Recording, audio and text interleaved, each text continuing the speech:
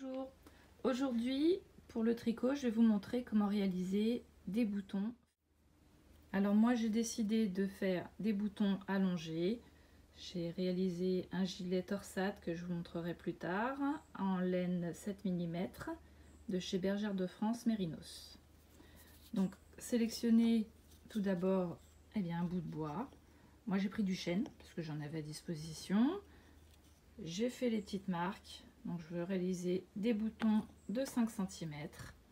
Et après, donc en utilisation, il faut avoir la patience. Si vous avez les outils, bien vous pouvez prendre directement la ponceuse. Moi, je fais à la main avec ce genre de choses, des râpes. Comme celle-ci.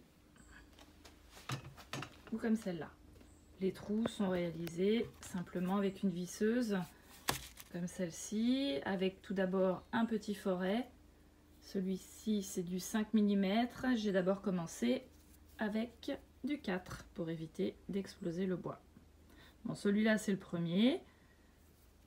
Au fur et à mesure, je vais m'améliorer. Pour commencer, donc, il faut prévoir l'angle. Donc, avec votre râpe,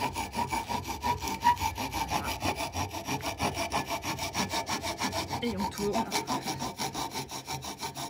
Voilà, je suis pas bien positionnée pour vous faire la vidéo. Donc tout d'abord, voilà, ici on lui donne, je sais pas si vous voyez, voilà, on commence déjà à lui donner la forme avec la râpe, donc la plus grosse pour l'instant, jusqu'au diamètre que vous voulez réaliser le bouton. Une fois que vous avez bien donné les angles ici pour donner la forme, après il faut s'attaquer au cœur du bouton, au corps plutôt. Et pareil, diminuer tout en essayant de lui donner la forme souhaitée, en retirant toutes les ébardes ici que j'ai fait quand j'ai retiré l'écorce avec un couteau. Vous voyez, j'ai énormément affiné ici. On voit, voilà la pointe par en dessous. Bon, j'arrive à tourner, moi j'ai pas besoin de tourner le bâton, sinon le bout doigt vous le tend. Et voilà à peu près le diamètre que je veux pour le bout du bouton. Maintenant, il va falloir affiner, donc comme je vous disais, le corps. Alors pareil, on commence. Oups, et on frotte. C'est pas évident de faire filmer et frotter en même temps. Donc il faut faire ça comme ça tout autour. Un peu plus fort évidemment, à demain si vous voulez. Donc je vous montrerai le résultat quand j'aurai terminé. Voilà, notre bouton a bien avancé. Une petite comparaison avec l'autre. Par contre, il est un petit peu plus long. Donc il suffit d'affiner un petit peu plus ici, de refaire le truc, de faire bien la courbe là, voyez, et comme ça on mesurera un petit coup de scie plus court et redonner un petit coup de lime après et on sera bon. Donc prochaine étape, faire les trous, parce que je me suis fait avoir sur le premier bouton où j'ai voulu faire les trous une fois que c'était poncé, mais ça fait des petites échardes, donc c'est un petit peu dommage. Donc on va rattraper le coup cette fois-ci en faisant les trous avant le ponçage. Voilà, j'ai retourné mon morceau de bois pour vérifier si l'autre côté était bien en forme aussi. Donc j'ai réajusté un petit peu en redonnant un petit coup de lime. Donc un crayon pour faire les repères pour l'emplacement des boutons. On va en mettre un ici. Alors choisir le côté le plus adapté. Voilà.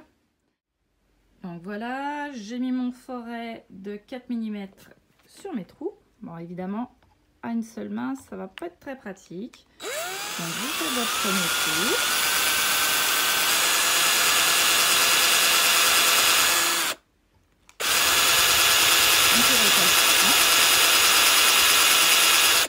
Bon, j'ai dû tomber sur un nœud.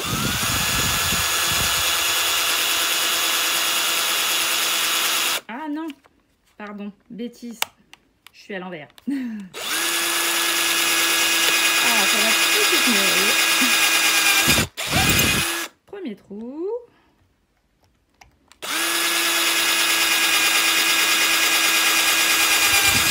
Et le deuxième trou. Je vais changer. Voilà, mon foret de 5 mm est adapté. Vous voyez, il ne rentre plus dedans. On se remet bien au milieu. Ah, petit souci. J'ai mal serré. Donc je reprends en espérant que ça recommence pas. Voilà. Et on repasse dans le même dessous, et juste toujours à l'envers, évidemment. Excusez-moi, ça va pas fonctionner comme il faut.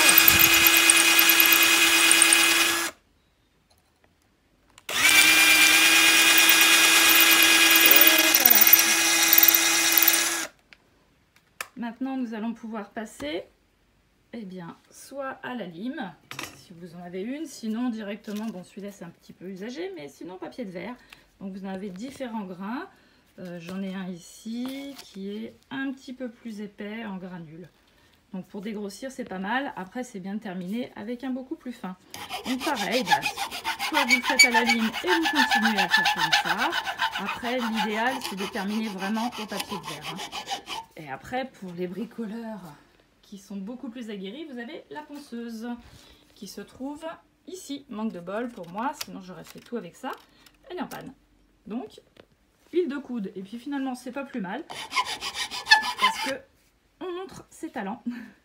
Et bah, quand vous aurez l'occasion de le faire, le jour où vous porterez le gilet ou que vous offrirez, vous pourrez dire que votre gilet est totalement fait par vous. J'ai donné donc le petit coup de ponçage avec ma lime.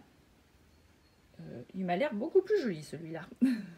Mais bon, là avec l'expérience, ça sera beaucoup mieux. Mais c'est pas grave, ça fait naturel, ça sera très bien.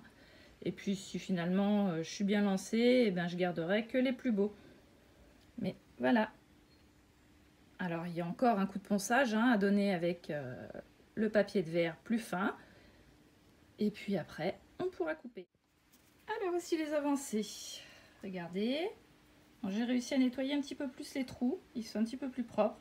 J'ai pris un tournevis un petit peu plus fin que j'ai essayé de mettre à l'intérieur. J'ai gratouillé un petit peu. J'ai pris le papier de verre.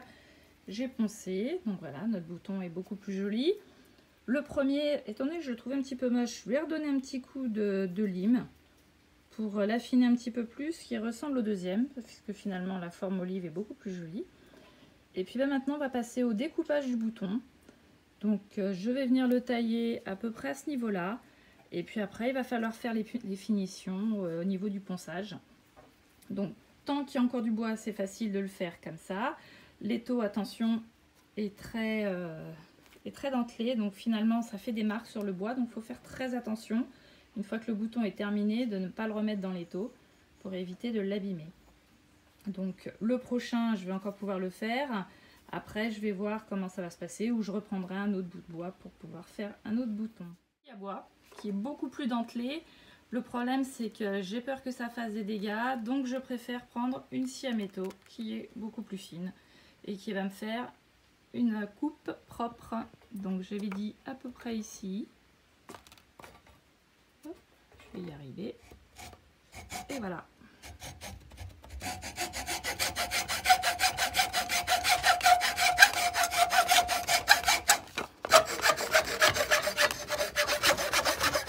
C'est franchement pas comme ça qu'il faut faire à une seule main, je vous rassure. Donc je vais finir tranquillement pour éviter de faire découper. Bon, bah, voilà, ça c'est le genre de bêtises que je voulais éviter, mais bon, c'est pas dramatique.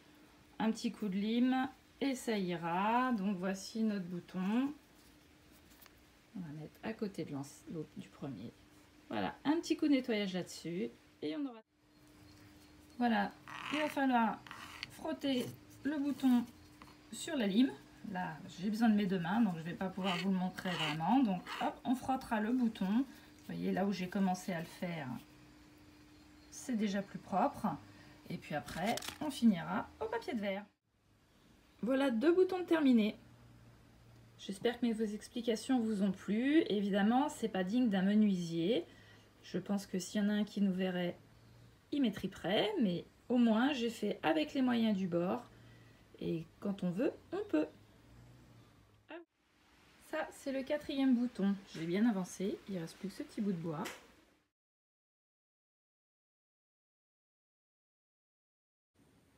J'ai fait 5 boutons faits main. Oh, puis si mesdames, vous n'avez pas envie, demandez à vos maris.